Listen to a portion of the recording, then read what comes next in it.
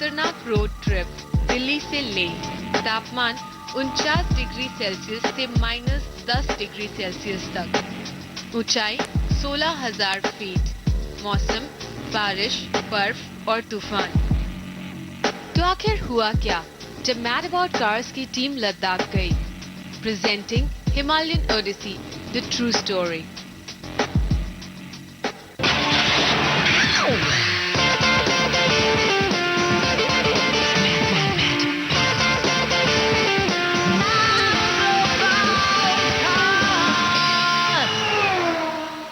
It was 18th of June 2010।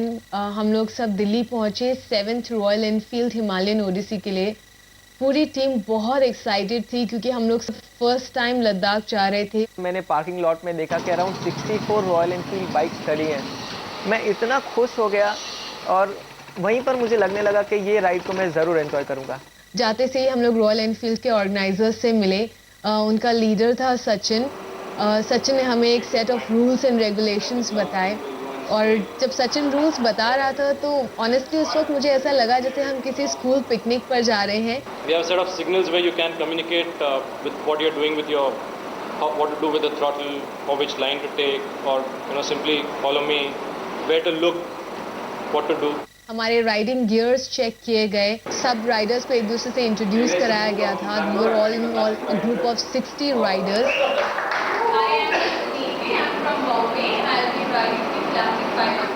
सब लोग बहुत एक्साइटेड थे इस राइड के लिए। दिल्ली से चंडीगढ़ का जो राइड था वो खास तौर पर काफी डिफिकल्ट था और सचिन ने बोला था कि हमारे पूरे ट्रिप का सबसे डिफिकल्ट पैच है। This is challenging because this is the first time we're riding together as such a large group. Also, now the temperature forecast is about 49, and you have to remember that all the riders are prepared for the cold and not the heat. जब मैंने सुना कि weather forecast है कि temperature 49 degrees हो सकता है तो मैं ज़रूर परेशान हो गया था क्योंकि राइडिंग गियर्स पहन के राइड करना था, नी पैड्स थे, हैंड ग्लव्स था, हेलमेट होता है।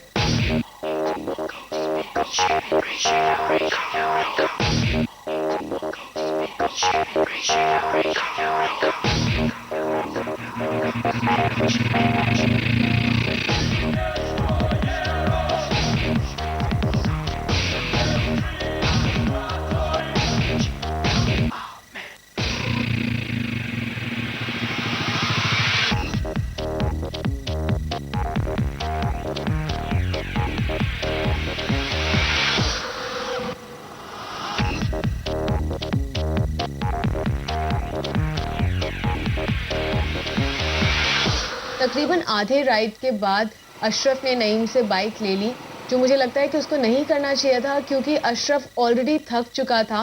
गर्मी बहुत ही 49 टेम्परेचर था और उसमें राइडिंग गियर पहनने के बाद और भी बहुत ज़्यादा गर्म हो रहा था क्योंकि वो भी ब्लैक था। बहुत ही ज़्यादा तकलीफ हो रही थी। मुझे लगता है कि अशरफ की तबीयत खराब होना वहीं से चालू हो गया था। 4 से 5 घंटे की राइड के बाद हम लोग चंडीगढ़ पहुंच गए। वहां जाके मुझे पता चला कि हम लोगों को रात में राइड नहीं करना है, तो हमें सुबह 5 बजे उठने पड़ता था। उसके बाद 6 बजे ब्रेकफास्ट करना ज़रूरी था, कंपलसरी था। बॉम्बे में हमें आदत नहीं होती कि हम लोग इतना सुबह सुबह उठ के ब्रेकफास्ट करें। रोज़ सुबह ब्रीफिंग ली जाती थी जिसमें हमें उस दिन की राइड से जुड़ी हुई ज़रूरी बातें बताई जाती थी, जैसे कि रीग्रुप पॉइंट्स कहाँ पर होंगे, उस दिन के वेदर प्रेडिक्शंस क्या होंगे।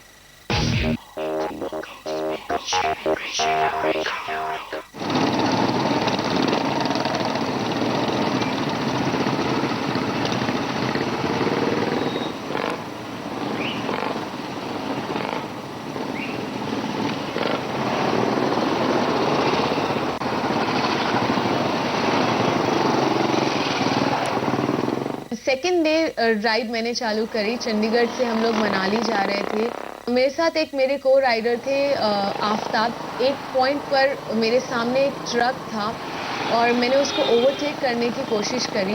तो जब मैं ओवरटेक करने के लिए थोड़ा सा आगे निकली देखने के लिए कि आगे पैच क्लियर है या नहीं, तो मुझे सामने से एक दूसरा ट्रक आते हुए दिखाई दिया। तो मैंने गाड़ी में ब्रेक लगाया और आफ्ताब मेरे बिल्कुल पीछे था और आफ्ताब ने ब्रेक नहीं लगाया गाड़ी में और आफ्ताब की बाइक मेरी बाइक से आके टकरा गई एंड अनफॉर्चुनेटली मेरी बाइक का बैलेंस आउट हो गया और आफ्ताब की बाइक ने मेरी बाइक को जो सामने से ट्रक आ रहा था उसकी तरफ पुश कर दिया। तो उस वक्त मैं बहुत डर गई और एक सेकंड के लिए मुझे ऐसे लगा कि शायद मैं इस ट्रक के नीचे चले जाऊंगी, और मैंने उस ट्रक को कुछ इंचेस से मिस कर दिया। बाइक का बैलेंस आउट हो गया और मैं गिर गई, और जब मैं गिरी तो बाइक मेरे पैर के ऊपर गिर गई थी और मेरा पूरा का पूरा एंकल ट्विस्ट हो गया था अपसाइड डाउन। मैं बहुत ज़ोर से चिल्ला रही थी, मैं आफ्ताब को बोल रही थी कि ये बाइक को उठाओ, but it took him good 10 to 15 seconds to realise कि मैं क्या बोल रही हूँ। और 10 से 15 सेकंड के बाद आके आफ्ताब ने वो बाइक मेरे पैर से उठाई, लेकिन उस वक्त तक मेरा एंकल काफ़ी ट्विस्ट हो चुका था। जब हम चंडीगढ़ से मनाली की तरफ जा रहे थे तो उसमें बहुत ही टेम्परेचर डाउन होना शुरू हो गया और 10 से 15 डिग्री तक टेम्परेचर आ गया था। अचानक टेम्परेचर डाउन होने से मुझे ठंड लगने लगी। मनाली पहुंचते तक मेरी तबीयत काफ़ी ख़राब हो चुकी थी। जो स्पेशल डॉक्टर हमारे साथ ट्रैवल कर रहे थे उनसे मैंने पूछा, फिर उन्होंने मुझे कुछ दवाई दी। टीम एक तरीके से पूरी बिखर गई थी, क्योंकि उसके बाद ना ही अशरफ राइड कर सकता था, ना ही सुनीति राइड कर सकती थी, और काफ़ी पैच बचा हुआ था। डॉक्टर पुष्कर हमारे साथ राइड कर रहे थे, और मनाली में जाते से ही उनने मेरा जो पैर था वो चेक किया, और उनने चेक करते से बता दिया कि कोई फ्रैक्चर नहीं है। अच्छा, फॉर नाउ मैं चाहूँगा कि अभी आप राइड नहीं करें। अशरफ की तबीयत दिल्ली से चंडीगढ़ जाते वक्त खराब होना जो चालू हुई थी वो कभी रिकवर हो ही नहीं पाई, क्योंकि अशरफ ने प्रॉपर रेस्ट नहीं लिया, वो काम करते जा रहा था। हाई एल्टीट्यूड्स की वजह से ऑक्सीजन की कमी थी और बहुत ज़्यादा ही ठंड बढ़ गई थी वहाँ पे, क्योंकि चारों तरफ बर्फ़ ही बर्फ़ था। और वहाँ पे मैं जब शूट कर रहा था तो मुझे ठंड भी लग रही थी और गाड़ियाँ भी बहुत ट्रैफिक में फंसी हुई थी, वहाँ से हम जल्दी निकल भी नहीं पा रहे थे। मनाली से केलोंग जिस दिन हम जा रहे थे तो सुबह ब्रीफिंग में सचिन ने सबको बोला था कि we'll get our first test of mountain sickness today. हम सडन हाइट गेन कर रहे थे, साथ ही टेम्परेचर बहुत तेजी से ड्रॉप हो रहा था।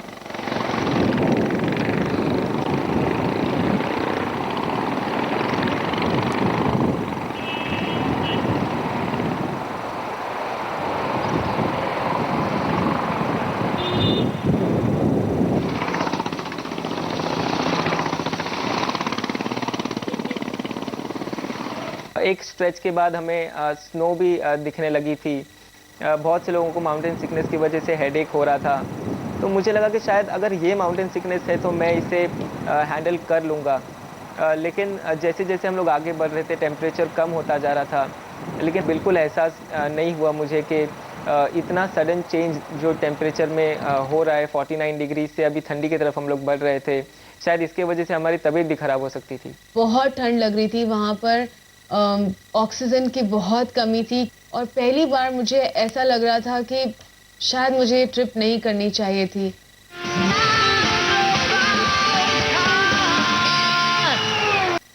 हम लोग काफ़ी देर रोहतांग पास में अटक गए थे ट्रैफिक जैम के कारण। जो रोहतांग पास से आगे की जो पूरी सड़क है वो एक मिलिट्री की रोड है, आर्मी की सड़क है, तो वहाँ पर अगर एक मिलिट्री का ट्रक भी सामने से आता है तो आपको उन्हें रास्ता देना ही पड़ता है, इररिस्पेक्टिव भले आपके पीछे 20 गाड़ियां लाइन में लगी हो तो वो सारी 20 गाड़ियों को रिवर्स कराया जाएगा, लेकिन आप एक आर्मी के ट्रक को वहां पर नहीं रोक सकते हैं, और हमारे साथ भी ऐसा ही हुआ। जब हम किलोंग पहुंचे तो पूरे ग्रुप को 2 पार्ट्स में डिवाइड कर दिया गया था। आधे लोगों को होटल में रुकाया गया था और आधे लोगों को कैंप में। मेरी तबीयत बहुत ही ख़राब होने लगी थी और बहुत ही वहाँ पे जो ठंड थी वो ऐसा बर्दाश्त करने के लायक नहीं था। हमें कैंप पे रुकाया गया था, लेकिन जब हम किलोंग की कैंप में पहुंचे तो वहाँ जाने के बाद अशरफ की तबीयत बहुत ख़राब हो गई। जैसे जैसे ठंड बढ़ रही थी मेरी तबीयत और ज़्यादा ख़राब हो रही थी। मैं कितना भी कुछ पहन रहा था, स्वेटर पहन रहा था, कान में बांध रहा था या सर पे मैं कैप पहन रहा था, फिर भी मुझे मतलब कि कंट्रोल नहीं हो रहा था। हम लोगों ने डिसाइड किया कि हम लोग अशरफ को डॉक्टर के पास लेके जाएंगे, और डॉक्टर जो है वो होटल में स्टे कर रहे थे। नईम और सुनीति ने मुझे बोला कि डॉक्टर के पास तुमको जाना है क्योंकि यहाँ पे ज़्यादा ठंड है और तुम होटल में रहोगे करके। तो फिर ये लोग ने मुझे गाड़ी पे बिठा करके फिर होटल लेके गए और वहाँ पे मुझे डॉक्टर से मिलाया, और उसके बाद मैंने कुछ दिन में खाया भी नहीं था, तो इसलिए डॉक्टर ने मुझे कहा कि तुम क्यों नहीं खाए करके, इसलिए तुमको ज़्यादा ठंड लग रही है। और मेरी तबीयत बिगड़ गई थी तो मुझे खाने को भी नहीं हो रहा था, तो फिर मैंने जब थोड़ी सी रात को खाई और उसके बाद दवा खाई। कैंप वैसे तो बहुत कंफर्टेबल थे, लेकिन इतनी ठंडी की वजह से बहुत ज़्यादा प्रॉब्लम हो रहा था।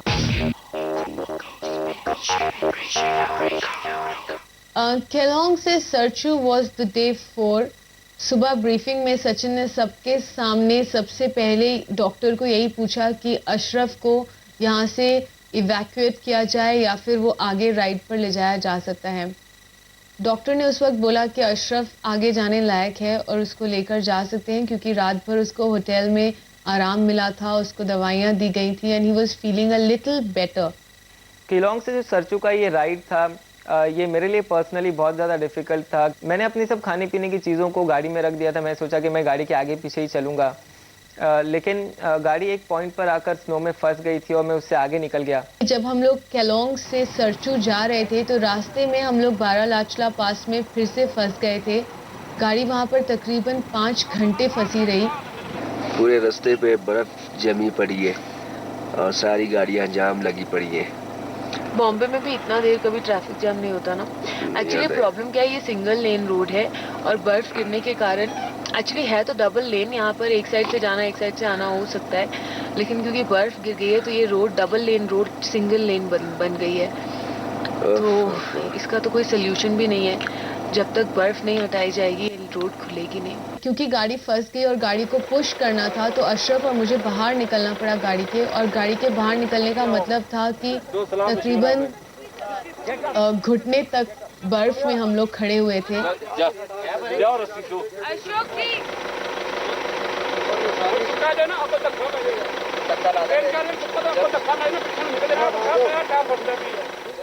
मुझे बिल्कुल एहसास नहीं हुआ कि शायद मैं गाड़ी से इतना आगे जा रहा हूँ कि अगर मुझे कुछ लगे तो मैं गाड़ी से नहीं ले पाऊँगा। जैसे जैसे दिन बढ़ रहा था, जो स्नो मेल्ट हो रही थी और उसका पानी रोड पर आ रहा था, बार बार मेरे शूज़ में वो स्नो का पानी भर जा रहा था। अनफॉर्चुनेटली शायद बर्फ में खड़े होने के कारण मेरे पैर में दर्द वापस चालू हो गया था और मैं बहुत अनईजी फील कर रही थी, लेकिन उस वक्त मुझे अपने से ज़्यादा अशरफ की चिंता हो रही थी क्योंकि उसको मेडिकल अटेंशन उस वक्त चाहिए था। हम जितनी ठंड से जा रहे थे और हाई एल्टीट्यूड्स की वजह से मुझे ऑक्सीजन की कमी लग रही थी वहाँ पे। कुछ बाइकर्स भी जा रहे थे तो मैंने गाड़ी मतलब कि उनको शूट करने के लिए जैसे ही बाइक से गाड़ी से भी जब नीचे उतरा तो मैं बर्फ़ पे जैसे ही पैर रखा, मेरी पूरे घुटने तक मेरी पैर उस बर्फ़ में धंस गई और मेरा शूज़ और सॉक्स दोनों गीला हो गया, जो कि मेरे पास पेयर्स दूसरे नहीं थे कि इसलिए मैं उनको चेंज कर सकूं। मुझे अंदर से बहुत फिक्र हो रही थी। मैंने कुछ ऐसी बात सुनी थी वहाँ पे कि मतलब कि ठंड से पैर हाथ में कुछ ऐसा प्रॉब्लम हो जाता है कि वहाँ पे कुछ ऐसा भी सुना था कि काट देते हैं लोग। इस वजह से मैं सोचा था कि पता नहीं क्या होगा करके। एक सर्टेन पॉइंट के बाद मुझे इतना डिहाइड्रेटेड फील होने लगा कि मैं रास्ते में रुक गया और मुझे ऐसा लग रहा था कि मैं वहीं पर सो जाऊं। मैं बहुत परेशान हो गया। मुझे जाना तो था ही रीग्रुप पॉइंट्स तक, क्योंकि उसके अलावा मेरे पास कोई और ऑप्शन नहीं था। मैं फिर से राइड करने लगा। एक सर्टेन डिस्टेंस के बाद मुझे रीग्रुप पॉइंट मिला। वहाँ पर मुझे कुछ राइडर्स मिले जिन्होंने मुझे कुछ खाने के लिए दिया। उसके बाद मैं थोड़ा बेटर फील कर रहा था, लेकिन शायद मैं राइड करने की कंडीशन में वो टाइम पर भी नहीं था। बहुत ठंड लग रही थी वहाँ पर। ऑक्सीजन की बहुत कमी थी क्योंकि दूर दूर तक एक पेड़ या एक पौधा या कोई झाड़ भी नहीं था और सिर्फ बर्फ ही बर्फ नज़र आ रही थी।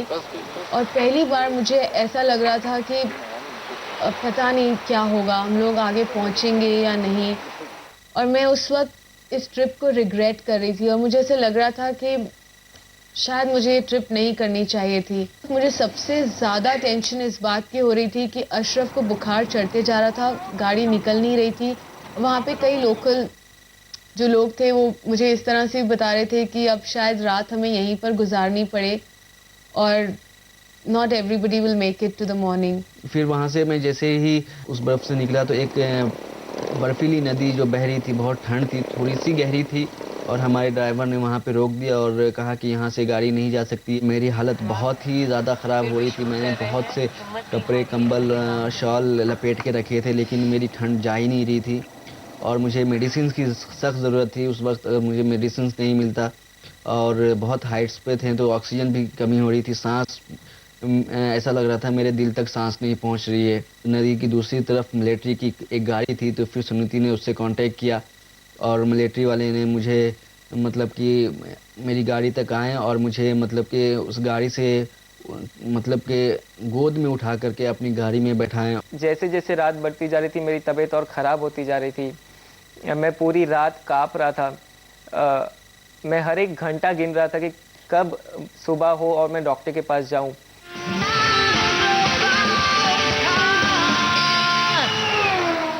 जब मैं सरचू में पहुंचा, वहां पर पहुंचने के बाद मैंने देखा कि वहां पर टेंट्स लगे हुए थे। अराउंड 4:30 हम लोग सरचू पहुंचे थे।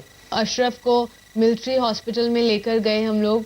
वहाँ पर उसको मिलिट्री के डॉक्टर्स ने कंफर्टेबल किया, उसको ऑक्सीजन दी गई थी, उसको इंजेक्शंस टैबलेट्स दिए गए और उसकी कंडीशन को स्टेबल किया गया। वहाँ दूसरी तरफ नईम की तबीयत इस वक्त तक ख़राब हो चुकी थी। जैसे जैसे रात बढ़ती जा रही थी मेरी तबीयत और ख़राब होती जा रही थी। मैं पूरी रात काँप रहा था। मैं हर एक घंटा गिन रहा था कि कब सुबह हो और मैं डॉक्टर के पास जाऊं। टेंट के अंदर मुझे ऑक्सीजन की कमी महसूस होती थी और मुझे लगता था कि मैं टेंट के बाहर जाऊं जिससे मैं ब्रीथ कर सकूं, कुछ सांस ले सकूं। लेकिन टेंट के बाहर जाते से ही कुछ -10 टेम्परेचर में ऐसा लगता था कि जैसे हम फ्रीज हो जाएंगे। तो टेंट के बाहर भी आराम नहीं था, टेंट के अंदर भी आराम नहीं था। It was the worst night of my life. I call them torture tents. Around 5:30 doctor Pushkar मेरे टेंट में आए। डॉक्टर पुष्कर ने मुझे कुछ मेडिसिन दी। सरचू में जब हम सुबह उठे तो सचिन, मुझे याद है, उसने मुझे बोला कि अगर तुम चाहो तो ब्रश कर सकती हो, वहाँ पे एक बकेट में पानी रखा हुआ है। जब मैं देखने गई तो वो बकेट में पानी एक्चुअली आइस बन चुका था। तो उस वक्त मुझे रियलाइज़ हुआ कि टेम्परेचर शायद वाकई में बहुत ज़्यादा कम है and it was definitely around -10। ले से एक स्पेशल डॉक्टर को बुलाया था जो माउंटेन सिकनेस में स्पेशलाइज करते थे। डॉक्टर ने मुझे एग्जामिन किया और कहा कि मुझे 160 ब्लड प्रेशर है, जो कि नॉर्मल से बहुत ज़्यादा है और प्लस फीवर भी है। तो इसके बाद मुझे राइड नहीं करना चाहिए। तो उस वक्त मुझे ऐसा लगा कि पता नहीं अब ये शो कैसे बनेगा, क्योंकि तीनों राइडर्स अब राइड नहीं कर सकते थे, कैमरामैन शूट भी नहीं कर सकता था। And I was really thinking कि हम इस शो को कैसे बनाएंगे उस वक्त। बट वेरी ऑनेस्टली शो को बनाने से ज़्यादा उस वक्त मुझे चिंता ये हो रही थी कि हम सही सलामत वापस पहुंचेंगे या नहीं। मैंने सचिन को कहा कि सचिन, मैं शायद राइड नहीं कर पाऊंगा क्योंकि मैं इस कंडीशन में नहीं हूं कि मैं राइड कर पाऊं। सचिन ने मुझे बोला कि मैं तुम्हें आधा घंटा देता हूं, तुम डिसाइड करो, क्योंकि अगर तुम ये पैच मिस कर दो तो शायद तुम्हें ज़िंदगी भर पछतावा हो कि तुमने ये पैच क्यों नहीं राइड किया। अब जब मैं सोचता हूं तो मुझे लगता है कि शायद मुझे सरचू से ले तक का वो पैच राइड कर लेना चाहिए था। सरचू से जब हमारी राइड चालू हुई तो हम लोग को स्पेशली जो डॉक्टर बुलाए गए थे ले से, उन डॉक्टर की कार में हम लोग को भेजा गया और मेरे ख्याल से वो एक बेस्ट डिसीजन था उस वक्त, क्योंकि रास्ते में अशरफ की तबीयत और ख़राब हो गई। उन लोगों ने डिसाइड किया कि मुझे ग्लूकोज चढ़ाना पड़ेगा। जब हम सरचू से ले जा रहे थे तो हम लोगों ने वर्ल्ड के सेकंड हाईएस्ट मोटरेबल रोड पर से भी हम लोग गए, जहाँ की एल्टीट्यूड अराउंड 16,000 फीट प्लस थी।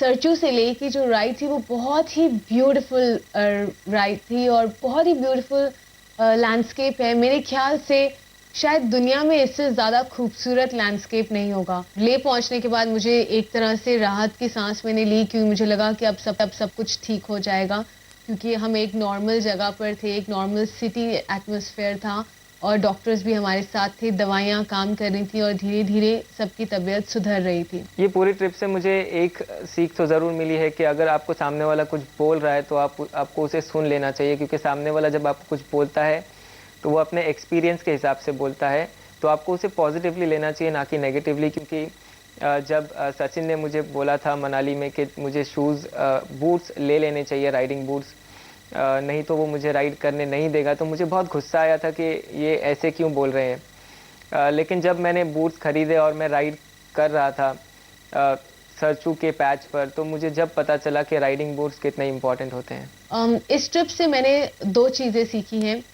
एक तो ये कि आपको कभी भी अपनी हेल्थ को ओवर एस्टिमेट नहीं करना चाहिए और वेदर को अंडर एस्टिमेट नहीं करना चाहिए। दूसरी चीज़ मैंने ये सीखी कि the trip to Leh Ladakh is a trip that's not for the weak-hearted. You have to be a very strong person, plus you have to abide by the rules and regulations to go on a trip like this.